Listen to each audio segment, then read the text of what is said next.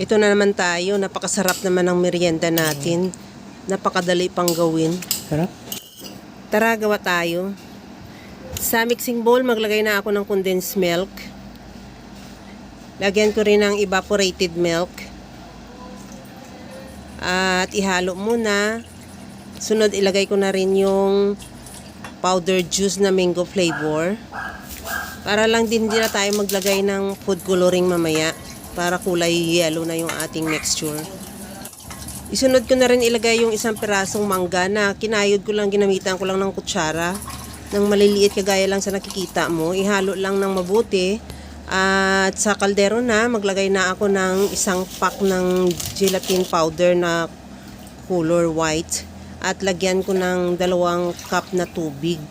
Ihalo lang hanggang sa matunaw lang din yung gelatin.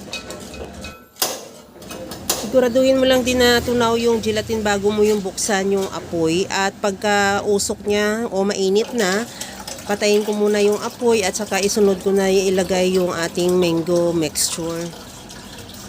Bago ko buksan yung apoy, maglagay ako ng slurry or cornstarch. Nakalimutan ko kasi ilagay isama sa ating mixture.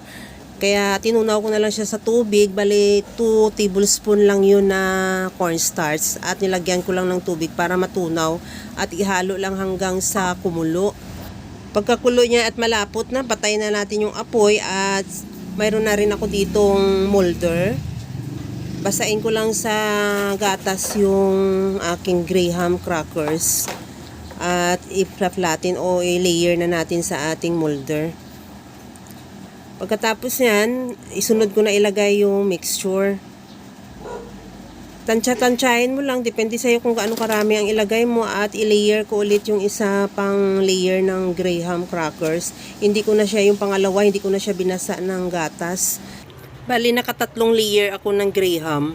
At pagkatapos yan, tapingan ko na rin ng mangga na tinira kong pa-cubes na maliliit. At lagyan ko na rin ng grahams na dinurog ko lang din dahil nagtira rin ako ng konti. At saka ilagay natin yan sa chiller at palamigin. Pagka lamig, pwede na natin yan isi-serve. Bali 2 hours ko rin siya chinilled. At ito na yung ating mango graham dessert. Tikman na rin natin.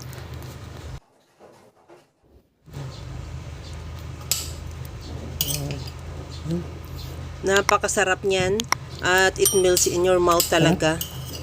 Okay na to, ready to serve na.